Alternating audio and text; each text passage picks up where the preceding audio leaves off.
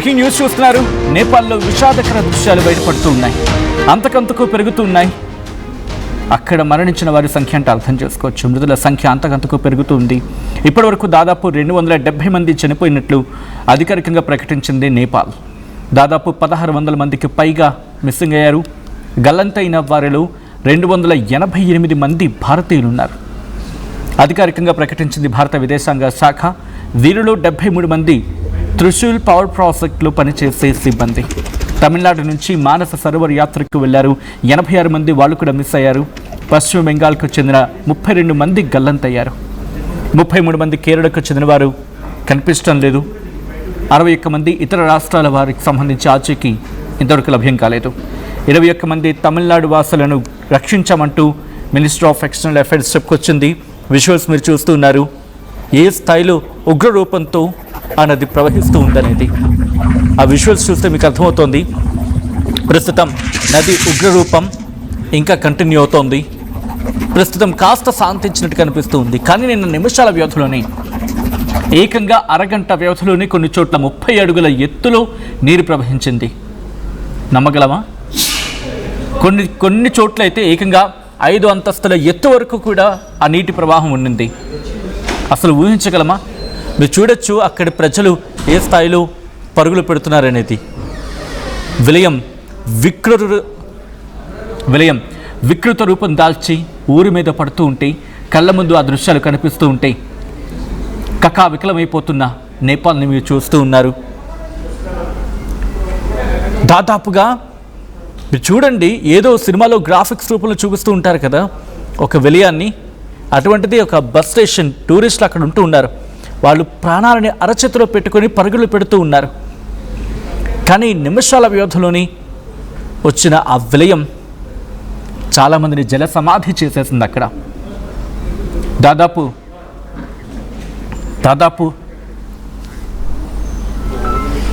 लगभग कितने लोग थे और कौन से गांव से कहां जा रहे थे लोग? 29 लोग थे. एक बस में थे, एक ही गाड़ी में थे. 29 लोग थे. तो खास आपस में भी रिश्तेदार थे और मोहल्ले में एक ही जगह रहते थे. अगल बगल वाले 29 लोग थे. एक धादिंग बेसी करके है, मतलब धादिंग से वो गोसाईकुंडा जा रहे थे. तीर्था रहता है वहाँ पे, एक अच्छा मंदिर है. वहाँ पे तीर्था करने जाते हैं, जैसे जोड़ा से जाते हैं. तीर्था के लिए गए थे. सुबह 6:30 बजे निकले थे. 6:30 बजे के बाद 9:30 बजे तक उनसे कांटेक्ट हुई, बात हुई और उसके बाद कभी बात नहीं हो पाई. तो क्या बातचीत 9:30 बजे हुई आप लोगों की? 9:30 बजे ये बातचीत हुई, जैसे कि मतलब उनसे पूछा कि आगे ऐसा खतरा है, तुम्हारी गाड़ी कहाँ तक पहुँची, कहाँ तक वो करके बोला. तो उन्होंने बोला हम खाना खाने के लिए रुके हैं. और जहाँ खाना खाने के लिए रुके थे और वहाँ फिर वैसे बात आएगी, मतलब किसी ने माइकिंग कर दिया कि यहाँ पे मतलब आगे खतरा है, अपने जान बचा लो, कि यहाँ मतलब नदी बह रही है, उधर आसपास मत बैठो, आप पहाड़ चढ़ो, अपनी जान बचा लो करके. तो वो गाड़ी वहीं छोड़ के अपने झोला जामटा जो भी अब तीर्था के लिए 3-4 दिन के लिए तीर्था के लिए गए थे, तो वही हिसाब से गए. सिर्फ अपना शरीर लेके वो पहाड़ चढ़ के ऊपर किसी के घर के छत में जाके रुके थे. छत में जाके रुकने के बाद అది అక్కడ ప్రత్యక్ష సాక్షులు చెబుతుంది. మేరమితికి వెళ్ళి తలదాచుకున్నాం. దాదాపు 29 మంది అంటూ కూడా ఆమె చెప్పుకొస్తున్నారు. దాంతోపాటు అక్కడ జరిగిన ఉదంతాన్ని, అక్కడ జరిగిన ఘటనను తరుచుకొని మాట్లాడుతున్న సందర్భంలో మీరు చూడొచ్చు కళ్ళ ముందు ఒక విలయం అలా తాండవిస్తూ ఉంటే దాన్ని చూసి నిబ్బరంగా ఉండడం చాలా కష్టం. విజువల్స్ మీరు చూస్తూ ఉన్నారు. ఏ స్థాయిలో ఆ వరద వికృత రూపం దాల్చిందో, ఊరి మీద పడిందో. దాదాపు 17,000 అడుగుల ఎత్తు నుంచి 2,000 అడుగుల వెడల్పు గల ఒక మంచు ముక్క. అవును, 17,000 అడుగుల ఎత్తులో అక్కడి నుంచి 2,000 అడుగుల ఒక మంచు ముక్క విరిగి పడితే ఆ పడింది నీటిలో, నదిలో కలిస్తే ఒక భారీ శబ్దం, భారీ విస్ఫోటనం. అంతే. ఇక అక్కడి నుంచి త్రిశూల్ నది కావచ్చు, దాంతోపాటు దానికి పరివాహక ప్రాంతాల్లో ఉన్న, లేకపోతే దానికి ఆనుకొని ఉన్న మరికొన్ని చిన్న చిన్న ఉపనదులు ఇవన్నీ ఉప్పొంగి ప్రవహించాయి. భూకంపం కూడా కారణమని అంటూ ఉన్నారు. ఇంకొన్ని అఫీషియల్ కన్ఫర్మేషన్స్ రావాల్సి ఉంది. దాదాపు 4.4 తీవ్రతతో భూకంపం సంభవించి ఉంటుంది. దాని ప్రభావం అని చెప్పి మీరు చూడొచ్చు. పేక మేడల్లా కుప్పకూలిపోయాయి. ఎక్కడండి 17,000 అడుగుల ఎత్తు నుంచి ఒక 2,000 అడుగుల మంచు ముక్క విరిగి ఆ వరదలో, ఇన్ఫ్యాక్ట్ ఆ నదిలో పడితే అసలు ఏమైనా ఉంటుందా? ఆ స్పీడ్తో అందులో మట్టి, నీరు, బురద, రాళ్ళు, రప్పలు, చెట్లు ఇవన్నీ కొట్టుకొచ్చేసాయి. ఇవన్నీ కొట్టుకొస్తే జరిగిన ఆ ప్రవాహం, ఆ ఏమిటి? ఇది అంశానికి సంబంధించి ఎంతమంది గల్లంతయ్యారు, భారతీయులు ఎంతమంది ఉండుంటారు, ఎంతమంది ఉన్నారు? ఇదే అంశం మీద మినిస్ట్రీ ఆఫ్ ఎక్స్టర్నల్ అఫైర్స్, భారత విదేశాంగ శాఖ రియాక్ట్ అయింది. వాళ్ళు ఏమంటున్నారో చూద్దాం. This briefing is to update you on the latest developments in regard to Indian nationals, as also the relief efforts that we have made in the wake of the tragedy in Nepal. As you would have seen, our Prime Minister yesterday spoke to the Prime Minister of Nepal, conveyed our deepest condolences, conveyed that India stands in solidarity with people of Nepal, as also offered all possible assistance, humanitarian assistance from our side. First, let me update you on the Indian nationals who are stranded or who are not contactable at this point in time. As per information currently available, there are 288 Indian nationals who remain uncontactable. These include 73 Indian nationals who are working on Trishuli 1 power project. Our embassy in Kathmandu is in touch with the project head to get more details about these people. As you well understand, that communication lines in that area, they are totally disrupted, and therefore it has been difficult to get in touch with people on ground. So the first group of 73 people who are working on Trishuli 1 power project, then two separate groups of 37 and 49 nationals from Tamil Nadu, Indian nationals from Tamil Nadu, who travelled for Kailash Mansarovar Yatra through Samrat and Fly Everest Travels. These are two separate travel agents. There are a group of 32 nationals from Indian nationals from West Bengal who travelled with the help of Samrat Travels in Timure, which is in Rasua district where this particular disaster has happened. Then a group of 61 Indian nationals from different states who travelled through Richa tours, and then a group of 33 Indian nationals from Kerala. So these are 5 major groups who comprise by and large the 288 people that we are talking about. Let me also say that we are making all efforts to reach out to our people through the Nepalese authorities. We will have more updates for you on this particular matter, and we'll try to keep you updated as soon as possible. Let me also say as of 1300 hours today, we have been able to rescue 21 Indian nationals. These 21 group of 21 people are from Tamil Nadu, and we are making available their names on our X handle, so you can get the details. Our embassy, our ambassador has spoken to people in the group and have assured all possible help. They are coming to Kathmandu, hopefully, and then arrangements will be made for their travel back home as soon as possible. Let me also give you an update on the Chinese side. We have received information that a number of Indian nationals who had gone on the Kailash Mansarovar Yatra are currently stranded on the Chinese side. Our embassy in Beijing is making all efforts for their safe evacuation. There are approximately 200 Indian nationals there who have sought our assistance for evacuation. Of them, 95 are in Darchen and currently proceeding to Hilsa to cross over into Nepal. 4 are in Geelong city, 30 in Zutulpuk, and they are en route to the town of Saga, and 60-70 others who are also heading towards Saga. Our mission is in touch with local authorities, and they are doing their best for their rescue and evacuation. Let me also tell you that there may be some people who are missing there, and we are trying our best to locate them through the local authorities. Separately, we have received information about persons of Indian origin, including a large group from Isha Foundation, comprising people of Indian origin, some foreign nationals, and maybe some Indian national there who remain uncontactable. Right, ఇది minister of external affairs MEA spokesperson Randhir Jaiswal చెబుతూ ఉంది.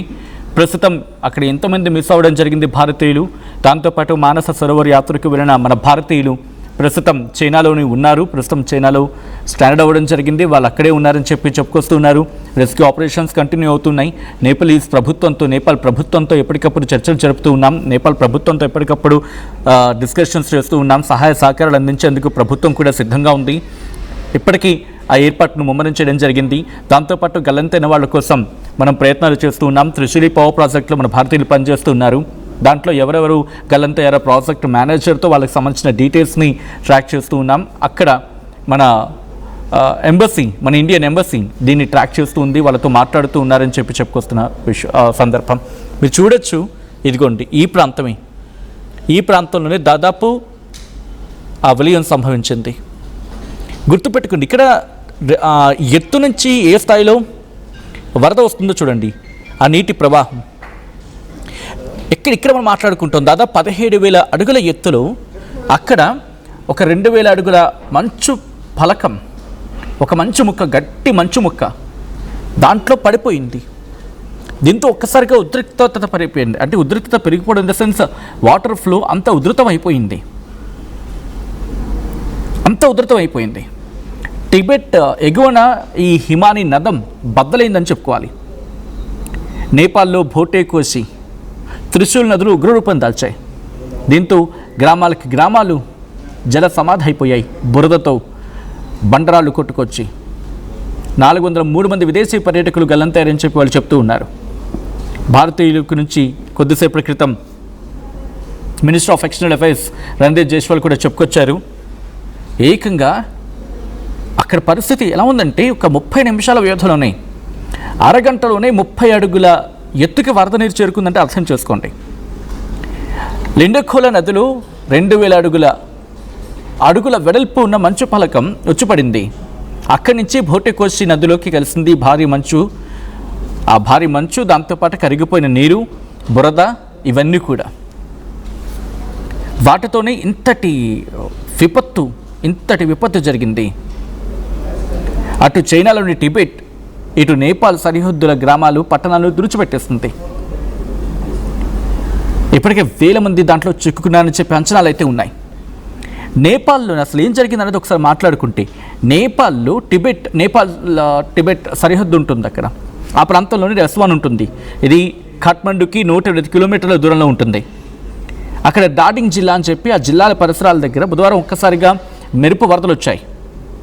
దాదాపు అప్పుడు ఉదయం 8 గంటల నుంచి 9 గంటల ప్రాంతం మధ్యలో క్షణాల వ్యవధిలోని ఒక కొండ ఎంతైతే ఎత్తుంటుందో అంత ఎత్తులో, అదిగో మీరు చూడొచ్చు విజువల్, అది ఒక కొండ ఎంత ఎత్తైతే ఉంటుందో అంత ఎత్తులో వరద విలయం వచ్చి కొట్టుకుంటూ వచ్చేస్తూ ఉంటే ఆ ఊరి మీద పడిపోయింది. మీరు చూడండి, ఆ కనిపిస్తున్న బ్రిడ్జ్ క్షణాల్లోనే కొట్టుకుపోతుంది. అంతటి వరద ప్రవాహం, అది మళ్ళీ ఐరన్ బ్రిడ్జ్. ఆ విజువల్ మీరు చూడండి, అలా కనిపిస్తోంది మీకు. అలా చూస్తూ ఉండండి, ఆ ఇళ్ళకిళ్ళు కొట్టుకుపోతాయి. ఆ ఇంటి మీదకి వరద ఎక్కేస్తుంది. కొద్ది క్షణాల వ్యవధిలోని ఆ బ్రిడ్జ్ కూడా కొట్టుకుపోతుంది. అదిగో మీరు చూసారా, బ్రిడ్జ్ని ఆమాంతం అలా ఎత్తుకొని తోసేస్తుంది, అంతే నీటిలో కలిపేసుకుంది. ఇంకా అలాంటప్పుడు అక్కడ ఇల్లు మాత్రం ఏముంటాయి, అది ఇంకా జస్ట్ నార్మల్. ఆ తర్వాత మీరు చూస్తే అదిగోండి క్షణాల వ్యవధిలో 30 అడుగులు ఎత్తుకన్నాం కదా, 5 అంతస్తుల ఇంటికి ఈక్వల్గా ఆ నీటి ప్రవాహం ఉండింది. అదిగో చూడొచ్చు. కొద్దిసేపటి క్రితం మనం చూసిన ఆ పింక్ ఇల్లు ఉంది కదా, పింక్ ఇల్లు చూడండి, ఆ పింక్ ఇల్లు కనిపించదు ఇంక మనకి. అంటే దాదాపు 1, 2, 3, 4, 5 అంతస్తుల ఇల్లు. అది 5 అంతస్తుల ఇంటికి ఈక్వల్గా ప్రవాహం ఉంది, నీటి ప్రవాహం ఉందంటే అర్థం చేసుకోండి. గ్రామాలు లేవు, పట్టణాలు లేవు, మార్కెట్లు లేవు, చెక్ పోస్టులు లేవు, అన్నీ కొట్టుకుపోయాయి. వరద రావడానికి ముందు ఆ ప్రాంతంలో గొసైన్ కుండకు ఉత్తరాన ఒక 47 కిలోమీటర్ల దూరంలో టిబెట్ పరిధి ఉంటుంది. అక్కడ 4.4 తీవ్రతతో భూకంపం వచ్చిందనేది యుఎస్ జియోలాజికల్ సర్వే చెప్తూ ఉంది. అయితే దీని కారణంగానే హిమానీ నదం అంటే ఆ పెద్ద ఫలకం బదులై ఉంటుందని చెప్పి ఇక్కడ చూడండి, ఆ ఇల్లు మొత్తం అంతా అలాగా నీటిలో కొట్టుకుపోయింది. ఇక్కడ బండరాళ్ళు, నీరు, బురద, అది కళ్ళతో చూస్తే షాక్ అయ్యారు అంతా కూడా అక్కడ వాళ్ళు. ఆ ప్రవాహం ధాటికి ఎంత నష్టం వాటిల్లిందంటే అక్కడ 2 కీలకమైన జల విద్యుత్ ప్రాజెక్టులు ఉన్నాయి. అవి ముందుగా చాలా తీవ్రంగా ఎఫెక్ట్ పడ్డాయి. ఇక్కడ చూడండి, ఆ కొండ ప్రాంతం దగ్గర ఎటువంటి పరిస్థితి ఉందో.